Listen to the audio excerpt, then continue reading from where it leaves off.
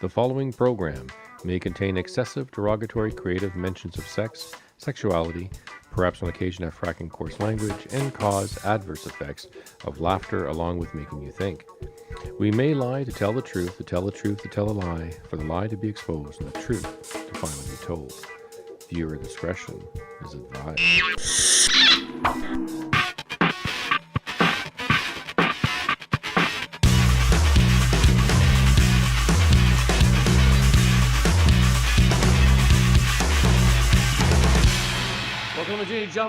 Welcome, ladies and gentlemen, to DDP VRADIO. And today I have a special guest in the studio. His name is Audley Coley. Audley Coley, welcome to the show. My God. Hello, hello, hello. How are you doing, mate? Hello again, Jean-Claude. Just flew in from Montreal and my arms are tired. That's right.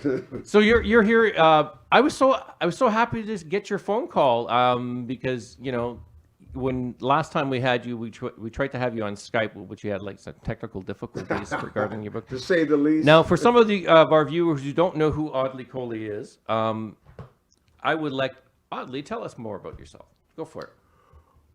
My name is Audley George Coley I. I am originally from Jamaica, Mandeville, Manchester. My family migrated to Toronto, as I was just saying to Jean-Claude, when it was called Toronto the Good. when in 1968 we migrated to Toronto, and we actually lived on Bathurst Street, not too far away from Honested's, which has been torn down. Really? Eh? And yeah, so we're here at the most historical time when we came from Jamaica to Canada. First time I saw snow. And I love this country so much. I'm still here almost 50 years later. And also, the last time the Toronto Maple Leafs won the Stanley Cup is the year before I came, 67. And I'm still waiting for them to win another cup. I know. I think they're due. I think they're due. It was 1967. That was the year that I was perhaps born. Maybe okay. Woo, right. I'm dating myself now. Yeah, mate. Oh no, yeah, I'm dating myself. Yeah. For a lot of you people who don't know, this is your new book, Audley Coley. I'm trying to show it here to the fans. It's called Oddly Enough. Oddly Enough. There we go. It doesn't have my last name on it. It just says Oddly Enough. And after this, probably everybody will have enough of Oddly. No, but this is a great book. I really enjoyed this read. I'm just going to say very impressed, mate. And now you have an audio book of this as well, eh? Correct. Yeah, actually, the audiobook just got finished earlier this month, and it's going to be out for the new year. What is it, on Amazon or something? Or well, I haven't approached Amazon yet, but I'm hoping that Amazon will pick it up. And as I told you earlier, I've just been recruited as for Bell Canada for Bell Let's Talk in the new year, so I'm very excited about that. Exciting. Promoting positivity of mental illness or mental wellness. Mental wellness. Wellness. So you're the new face, one of the new faces for the Bell. I'm one of the new face. I'm an old face, but new in certain circles. Show your toque right to the camera. Actually, just push your face right towards the camera. There we go. Show that Bell Media toque. Show your toque. There we go. There it is. Yeah. Bell Talk. So that's so it's bringing awareness to mental illness, and your book does that a lot. I noticed that too. In your book, you talk about now. Could you give a clinical diagnosis of what you currently suffer, Audley, for the viewers so they understand? Definitely. Because things change, you know. Yeah. Well, when I was 27, I was dancing professionally in Montreal, and I had a major breakdown. And at first, they thought it was just exhaustion because, you know, back in the days, you know, I felt like the Energizer Bunny, and I just kept going until I crashed and burned, roadkill. And then eventually, when they did all the tests and all the medication, they came up with the fact that I was bipolar. I had a bipolar illness, which was also another word they use is manic depressive. And so I was the tender age of 27 when this happened. And of course, it's not something like I accepted. Yeah. But eventually, with time and trials and in and out of the hospital and losing my wealth or starting all over again, I said, okay, fine, yeah, maybe I should look deeper into it. So my diagnosis is bipolar illness, manic depressive, Yeah. and the pills that they gave me at the beginning was lithium, because that was the only thing that they had. Ah. Yeah, it really does wonders on your kidney and all that. Oh no, Yeah. man! But Seriously, that's the only thing they had at the time. is lithium still used? Oddly. I don't know, because, as I said, I did lithium for the first part of my journey, but then I was diagnosed over 20 something years. They changed it to Epavil. So Epavil. Epavil. So that's what I've been doing ever since. So I haven't really been keeping track on the other medications, because there's a lot of different medications out there. Yeah. Yeah. And okay, so so you're suffering from bipolar disease? Is that? Bipolar, manic depressive. And manic depressive really is just you have a high and a low. It's like, just like it says, bipolar, Yeah. extreme. You can go from one extreme to the next. But I'm more on the high side. On the high side, Yeah, yeah. so I had to learn how to balance, or as we say in French, equilibrium, to get a balance, To get it balanced. in to your get to balance out where I can be productive and also be productive and not use up the energy in just like one shot. No. And go ahead. Yeah. Now, I have a quote here from the book, so I just wanted to quote this for you. This is because you describe. This is the statement. This is on page 55 of your book. It says, "While interviewing Audley for this book, I was fascinated to learn from him just what a mad manic state was like from his point of view. He described it as a state of exhilaration, extreme high energy, racing thoughts, exaggerated self-confidence, where there are no boundaries, and a feeling of immortality." As Audley would say, you feel dangerously good. So, you see, I was just, when I saw that, I felt like, well, is it dangerously good? Is that, I feel like that too sometimes. I don't know. Is this because I'm an artist, or is it because, are we mentally ill now? No.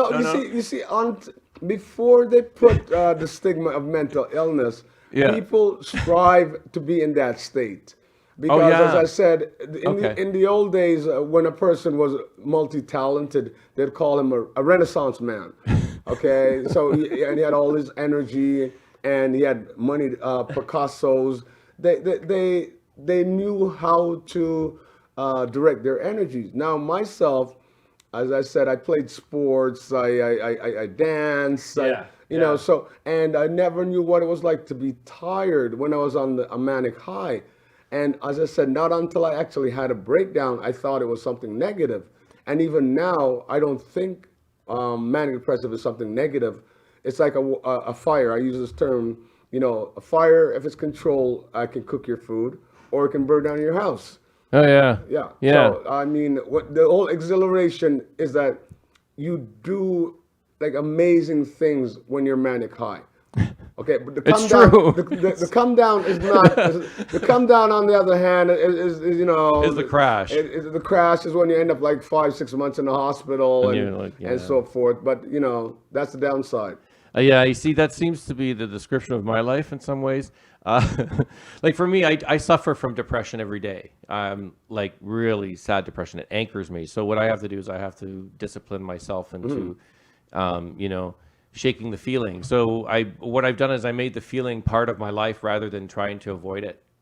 Yeah, no, for sure. Well, I mean, I don't know how, you adapt to it, I guess. What will you do? I mean, you can get up in the morning and go, oh, it's cold outside, I'm depressed.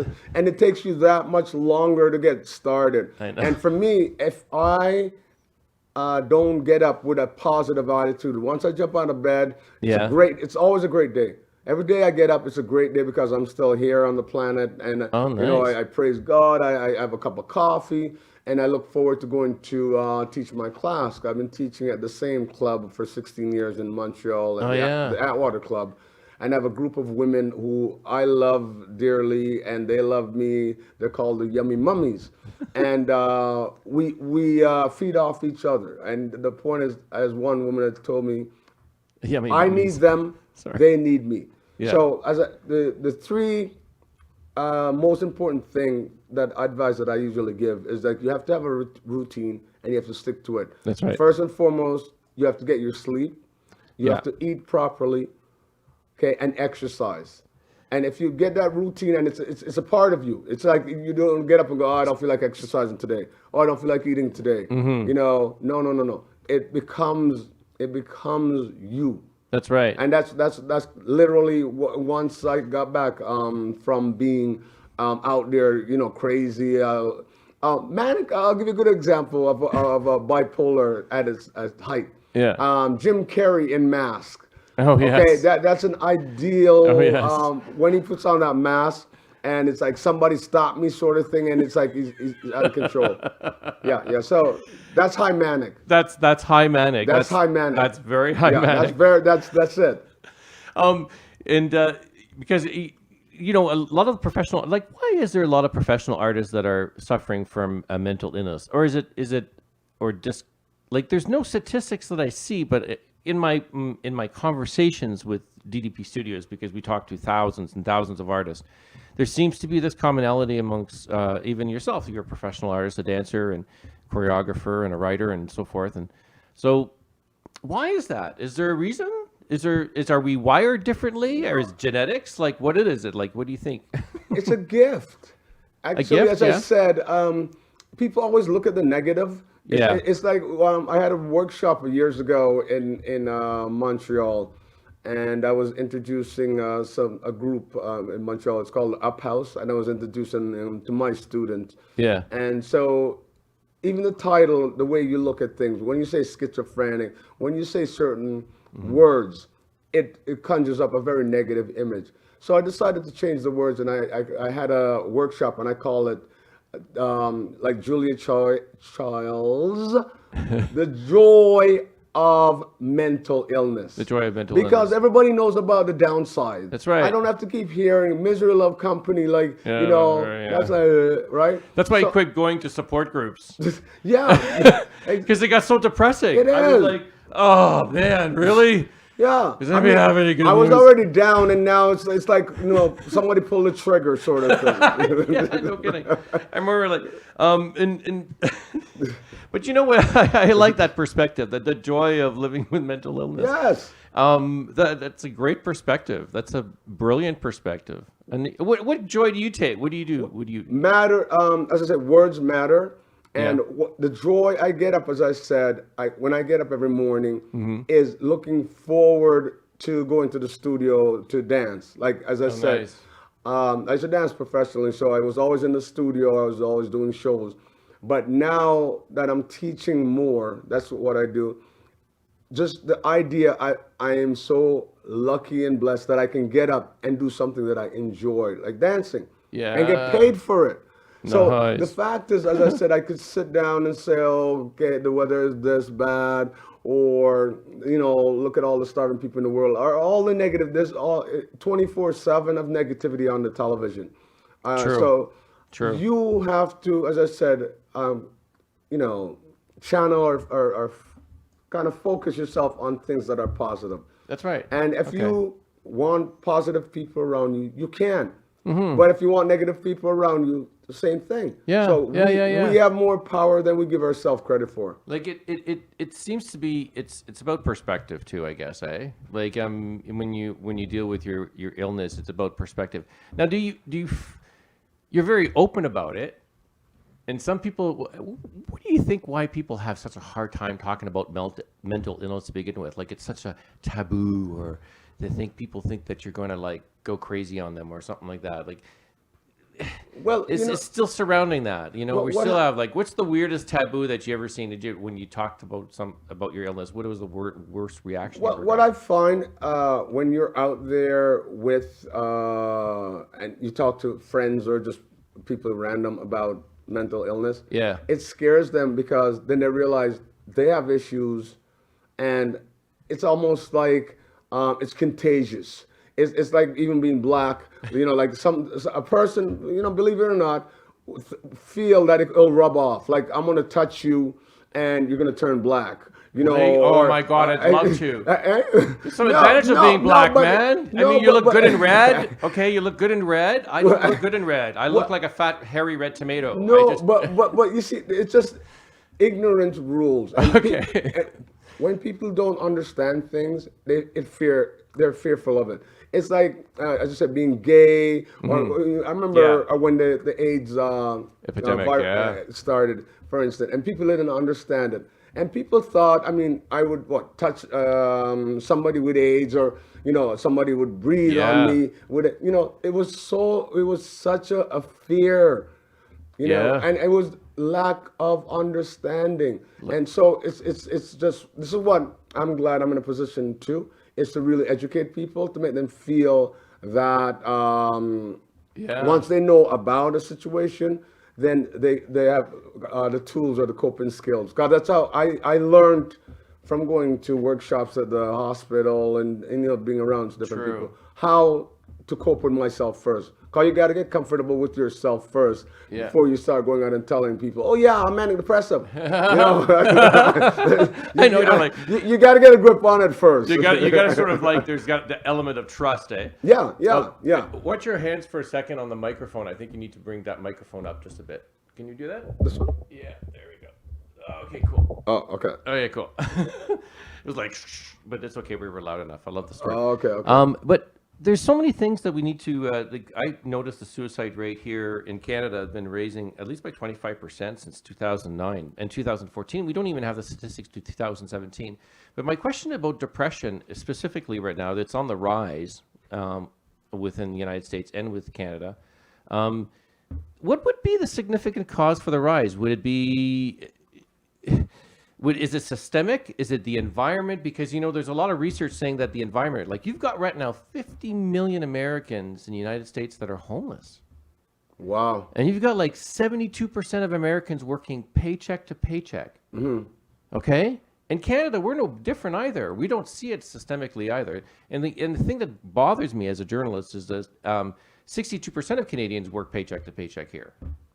So, and on average between and Canada, I'm saying, well, that's wrong. Like even the mayor was on John Tory. He was on 102.1 The Edge with Fearless Fred, who's on our documentary as well. Okay. And he was complaining that how could Canadians spend on tourism or spend on going out when more than half of their paycheck goes to rent.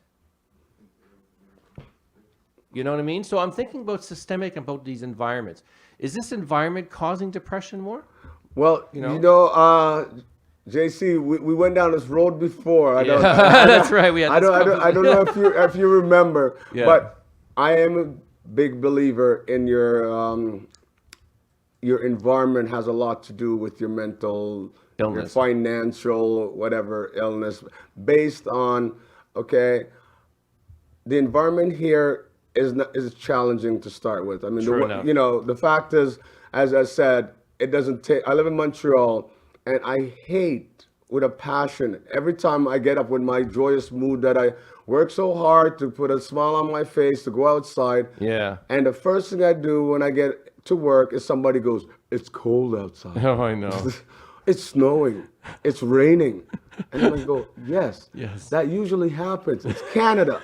And usually around December, when it's winter, it's going to snow. It's going to get cold. Exactly. Okay, it's not like it's a shock. Like, okay, if this happened in Jamaica now, if I was in Jamaica in December and it started snowing, you'd say, what? Then we would have a conversation. Yeah, okay? we'd say, what? But stop talking to me about the obvious, all right? So definitely your environment, you hear people, even the term stress.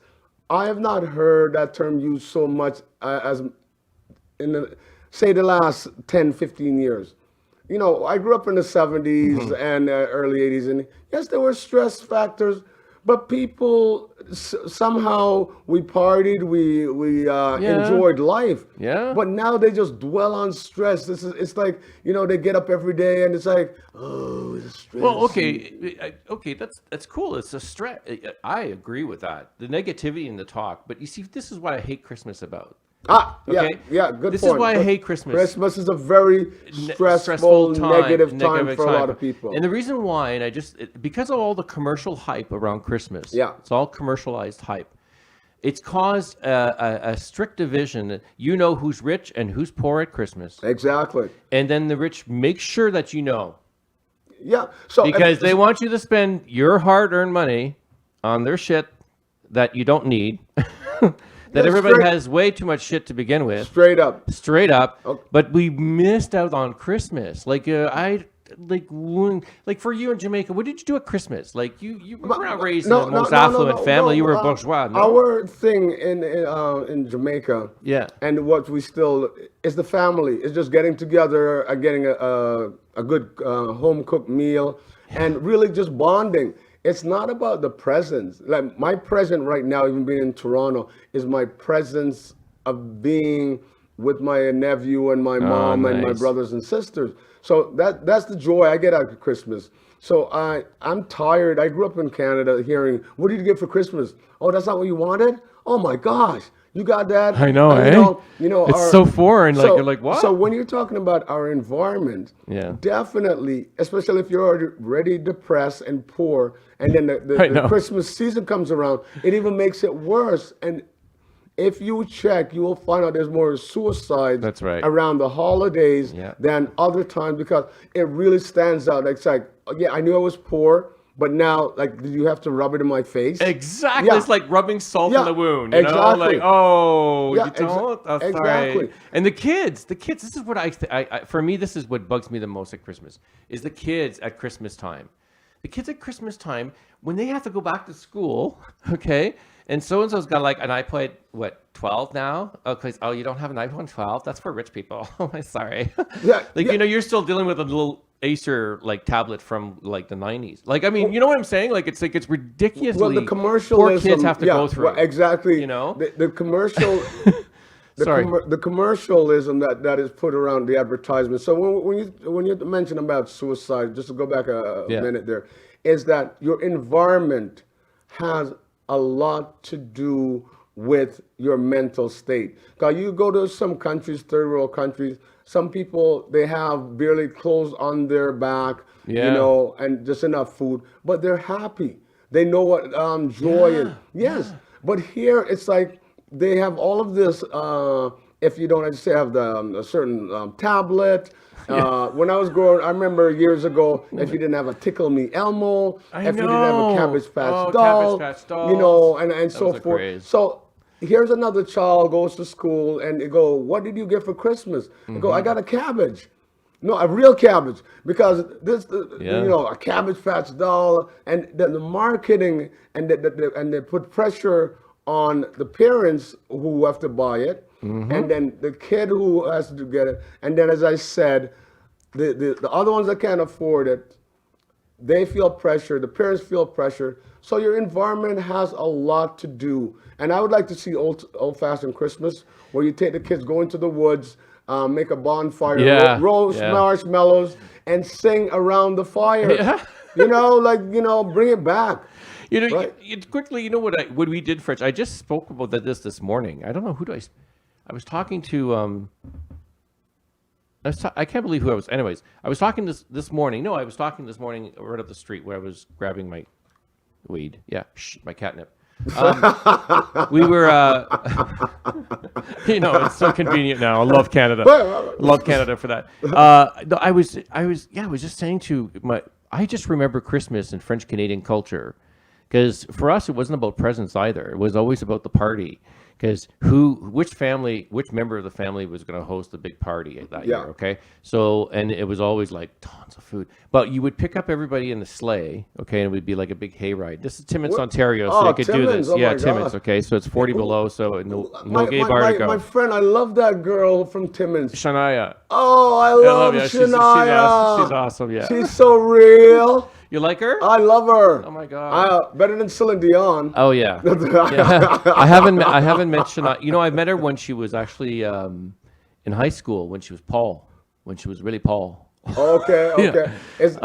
It's like I met Mitsu when she was 10. Yeah. Okay, here we go. Name dropping. Hello. Sexual harassment. No.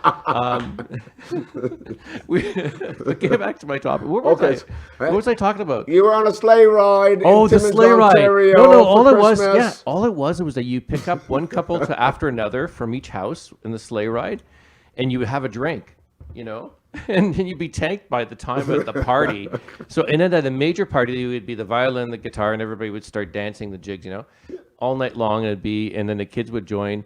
But it was like, yeah, and then there's food, and that was the party. And I don't remember gifts very much at Christmas Eve. I remember that.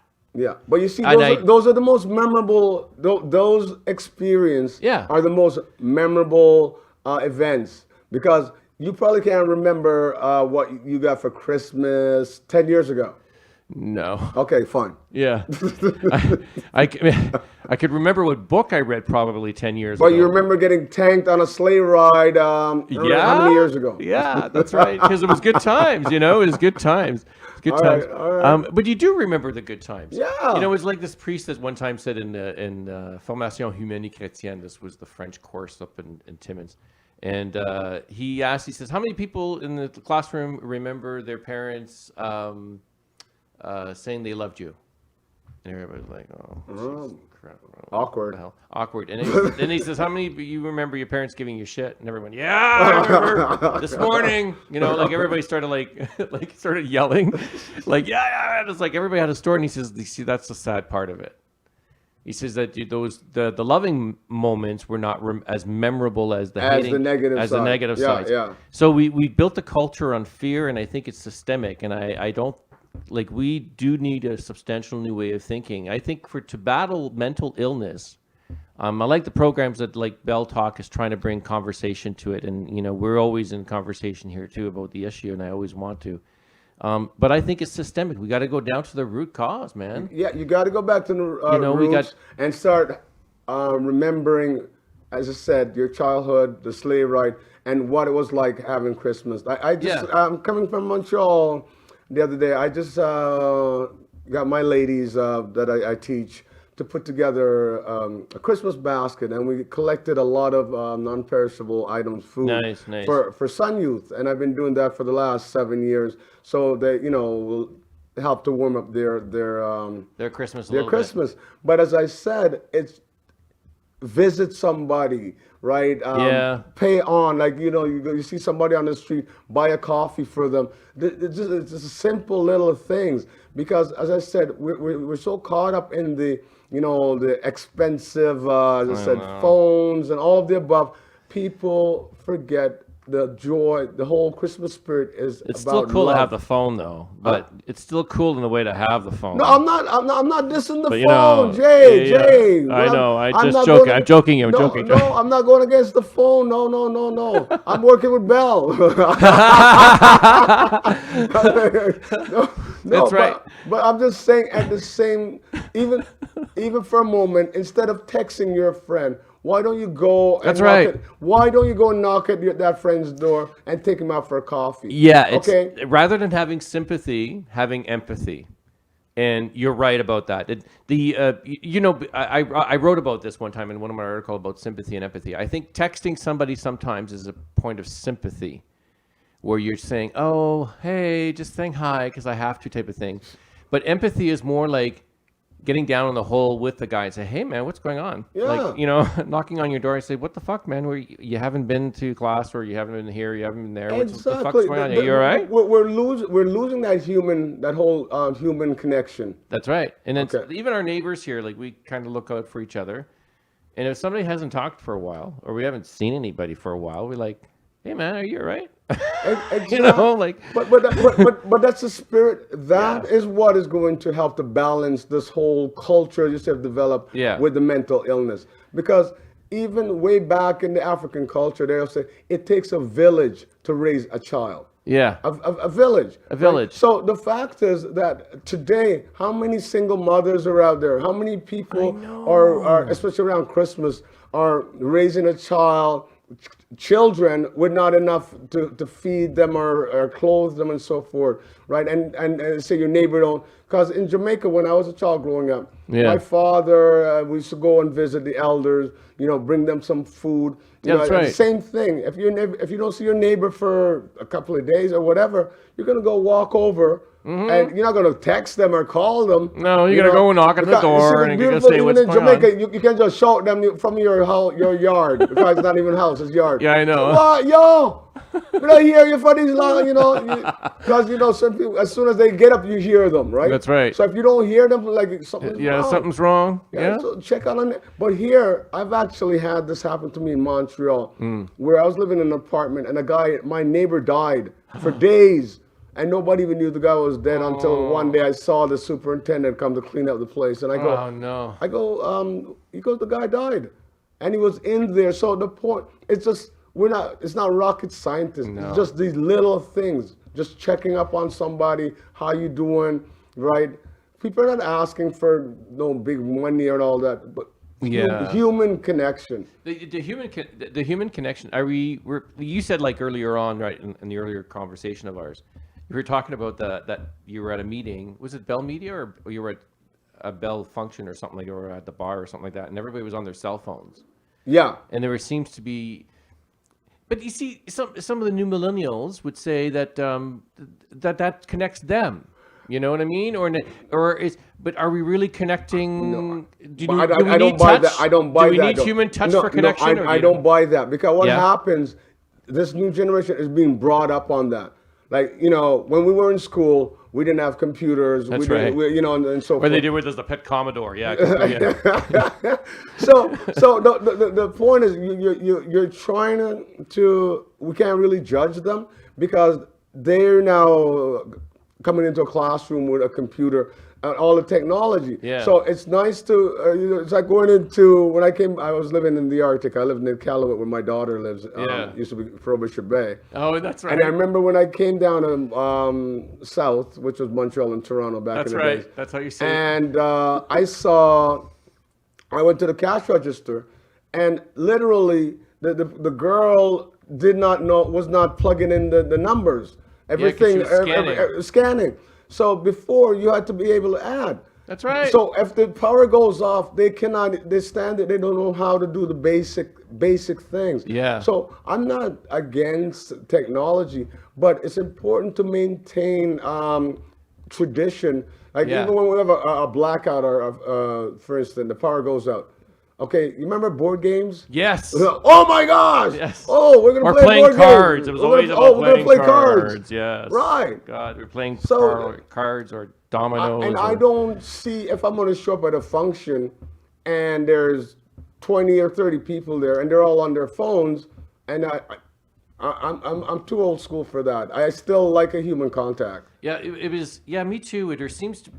Well, perhaps maybe it's a generation thing, but I do see millennials going out a lot more because we do still a series called Drunk Wisdom, and they're still going out at clubs a lot. But I find them that they're not as. It's not the pickup line at the bar anymore. The guy going to the girl, it's more like, oh, well, they're right here.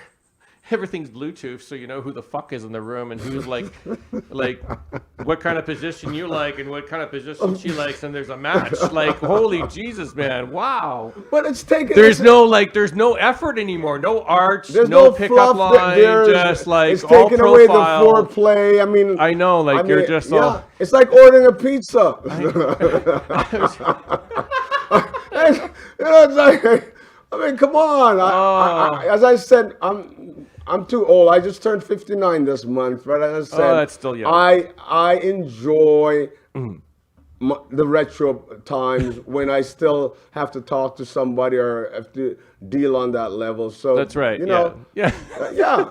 Like we still do podcasts, we still do radio, we still do like one-on-one conversations, and but I was surprised. I was so surprised that that's what's happening in the gay clubs, and because me and Joe went to Gay Pride one year, and they denied us walking in the parade, and I went, "What? Excuse me? I've been shooting the fucking parade since 1987. You little shit fucks! Like who the hell do you think you are?" Like this little 12-year-old, you're not allowed. This media pass doesn't allow you to go into the parade because, like, you know, like, and I'm like, you don't know shit, do you? What the hell's going on? So I've been, and this, my mentor is 91 years old. He's sitting beside me. He's like 91. He's the cameraman for 60 Minutes with Morley Safer, for fuck's sakes. Okay, look, this guy's done World War II footage that you've seen from school. And he was denied in the parade. Like, we're going, like, what the hell is going on, you know? So I get, like what the hell? And I was trying to make my Let point. it out, Jay. I was trying to Jay, make it Jay, go for it. Just go. I know. Go with it. Let it go. I just get mad. Let it go, Jay. I'm just getting mad at I'm just getting mad at these divisions that we're doing. Like I'm just scared that mental illness would just be another label, another category. Well, like the gay community's got the LGBTQIQ2SAA community. Okay, the lesbian, gay, bisexual, transection, intersex, queer, questioning, two-spirit, allied, and asexuals.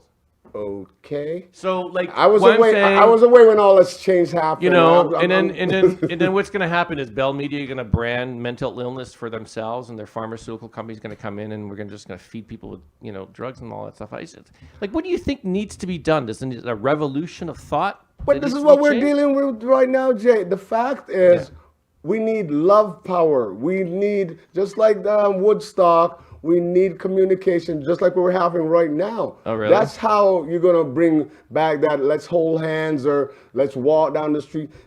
When I came back in the days, same in Toronto, they used to have the jump up. The jump up is the Caribbean, the Jamaican, or the West Indian form of celebration. Yeah. And the same thing, when it started out, people used to dance on the street, you know, parades out, jump mass. That's what it's called. You jump in mass. So people build costume and they jump. It's called a jump up. Yeah. Now you are not allowed to walk in the parade. Oh no, So, I know. Like, what's wrong? Like, what happened? So you go to the parade to be a voyeur. It's not a jump up. It's a watch up. I know. It's like I might as well just stay home and watch it on TV. Oh, I was so mad. You know, so this is the whole thing. So how do you take away, as I said, gay pride, where people walk and, you know, enjoy themselves, dance. I know. And now you're standing on the side of watching, you know, a couple of costumes go by. And that's what they did with as I said, the jump up here, Caravana in Toronto. Yeah. Right? And then you wonder, and then after they're going to have titles like Marshals, the Grand Marshal, they're going to have titles like people are suppressed or they're mentally this and that channel. Mm-hmm. You go to Trinidad for jump up, which I've never been, but the point is, it's called jump up. That's when a person has a time to just let go and just party and have fun without any surveillance. That's what gay pride was. Yeah, it was supposed to be a moment where you just go, okay, I'm out there. Yeah, and now it's like control. Oh, excuse me, no, you're. And then I have to deal with poor Black Lives Matter here in Canada because I'm going to ask you as a black man because I tried to interview these ladies and I don't understand their logic. I support the Black Lives Matter in the States because I don't believe in police lynching, okay? Holy shit. I've seen what my Baltimore journalist friends tell me how fucked up is down there, okay? It's really bad. And I get it.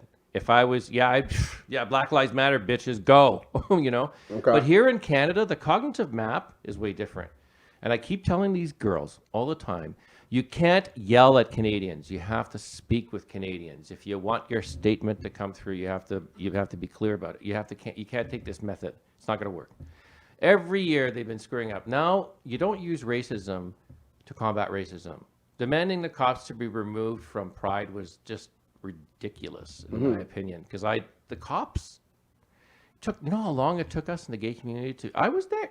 I remember the bathhouse raids. Okay, we remember all those years when they put, and it wasn't just the cops that was responsible; it was the media as well, who we would even say to Reverend Brent Hawks, because he's on a hunger strike because of what happened, that he should just starve to death then, because he was a gay man, Okay. And then you got the media also putting all the names of the men that got arrested in the gay bathhouse raids by the cops on the newspaper on the front page. Okay. Okay.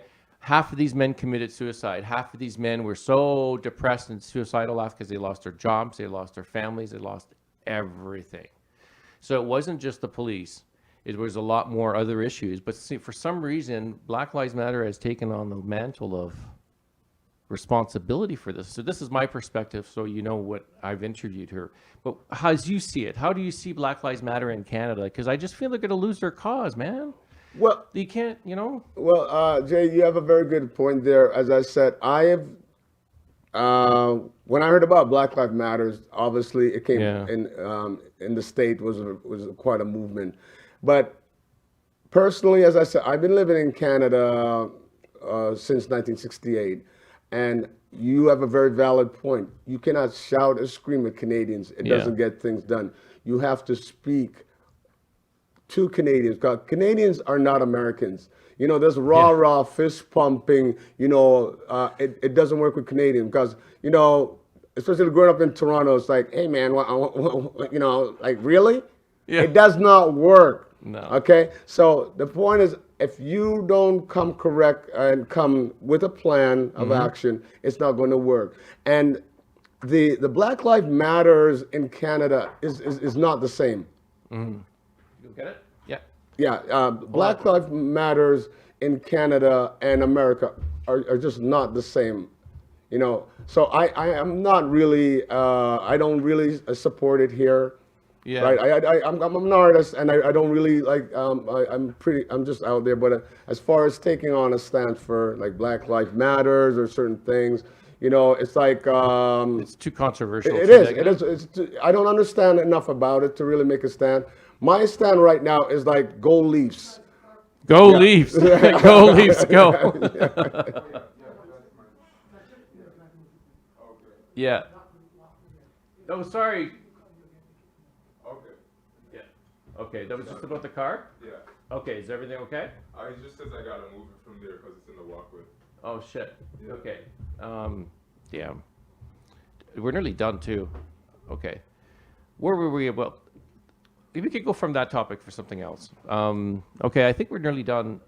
What else do you want to talk about? Well, that's what I wanted to talk about, the statistics in Canada for suicide rate is going up.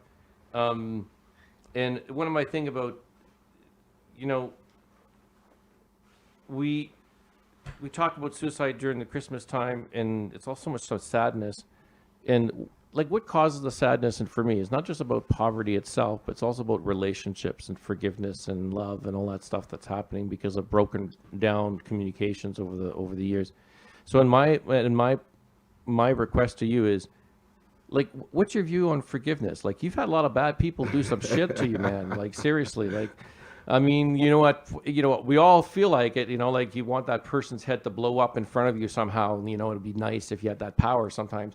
And people say, oh my God, you can't think that way. But, the things they said, like the racist comments that's happened to you and, in your own life. I mean, how do you deal with it? Do you forgive them? Well, do you, how do you deal with that? Well, I'm going to be honest with you. When a lot of those negative encounters took place, I felt like any real person would. I wish death on them and their family and the whole thing, right? You're real. I'm just a man. Yeah. But you see, in the journey, God or the universe presents you with certain challenges, okay? And life is a journey. Yeah. And just as how you meet a lot of negative people, as the kids call them now, haters, I met some really great people. My mom is like one of my rocks, for instance. And I met a gentleman in Jamaica, Mr. Ellis, and Mr. Ellis kind of summed it up probably one of the best way, and he said, he was telling me, when I was really down and out, and I feel like I wasn't going to make it back out of Yeah. because I went to the dark side. Yeah. I was on the dark side, I crossed over. And basically, the advice he gave me, which I applied, was you love your enemies to death. And it's so amazing when people wish negativity on you and you reward them with positive. Yeah. Offer them a drink, buy them dinner, give them a ticket to the theater. That's right. They just don't know how to handle it, and it's awkward because no. So No, I like yes, this. I like this, But yeah. I went through the and it was eating me up. Like I lost my son for 10 years because the mother took him away and put the court system on me and all that. And so Yeah. emotionally, mental, I went through periods where I was like numb. I didn't even know what I was supposed to, how I was supposed to react. But through the journey, I literally learned to take all of the negative. As I said in the book also, if you get lemons, you turn it into lemonade. That's But right. it doesn't mean that you even have the sugar. Yeah. But you take everything negative and you turn it around. And this is why I'm standing here talking to you right now, is because I took a lot of abuse, I took a lot of negativity, but I am very happy about the negative people who made me stronger than I even thought I would be, and also the positive people who always kept me on the straight and narrow. And as I told you in our last interview, Yeah. I said, you two, we're destined with a date with Ellen. In that's 2018, right. Ellen. 2018, Ellen. 2018, Yes. Ellen, we're going to be dancing on Ellen's show. And then that will be the ultimate. That'd be awesome. That's the ultimate. That's the ultimate. That's the ultimate. There we go, mate. Yeah. Thank you so much for the interview. That was awesome. I really appreciate your perspective on forgiveness, because it's hard, because if you can do it, like, but where's that moment though when you have forgiven? Is it after the fifth kind moment, or when it just doesn't bother you anymore? Is it a feeling? There's a feeling, but when you realize that you forgive is when you have that loaded gun, metaphor, Yeah. and you actually have it, and then you put it down, and you're glad that you didn't go take the other stuff. But as I said, I didn't have a physical. It's a metaphor. But because the fact is, when you do reach that point, like okay, I should be exploded right at this point. Yeah. But then you go the other way. And yeah, forgiveness is the hardest. I mean, you can do whatever in life, but forgiving, and you're not forgiving the people, you're forgiving yourself. That's right. That's Yeah, right. I mean, for harboring the Yeah. anger and the bitterness and the energy from that. Exactly. Yeah. So, because when you forgive yourself, you let them go. You let them go, right? And they can't harm you again. It's funny because even Jesus said that right at the. He says you should forgive your brother and sister before the sun sets down every day. Like he's setting a precedence about forgiveness, but yet I don't see it preached very often. No. Within congregations, but it's a thing to explore perhaps even further on this. Definitely. Anytime, buddy. Yeah. As I said, I'm just in town. Wish everybody all the best. God, Yes. we're not allowed to say Merry Christmas in Montreal anymore. But Oh, really? Some political stuff. But I Happy mean, holidays, yeah. Merry Christmas, Happy Hanukkah. I say it all just in case, a gay guy in my position, I can't piss off any god, And Hanukkah and Happy Hanukkah, happy Ramadan, yeah. happy Festivus. Yeah, everybody. Festivus Yeah, just live long and prosper. Live long and prosper. There we go. Yeah, there you see. That's how much of a Star Trek nerd I am, mate. That's how much I am. So glad to have you. Thank you for joining us on DDP Radio. For those days we feel like a nut, and for those days you don't. And obviously we both feel like a nut, so this is a cool thing. And It's a really, joy thing. I have to give a big shout out to my nephew who's actually in the studio here, who who sat through this whole thing. That's right. And then carried me around Toronto. Yeah, so, there you go. Daniel. Go around. You see, go down, Daniel. There we go. Go show your pretty face there to all the girls in there. There we go. Yeah. Good night, everybody.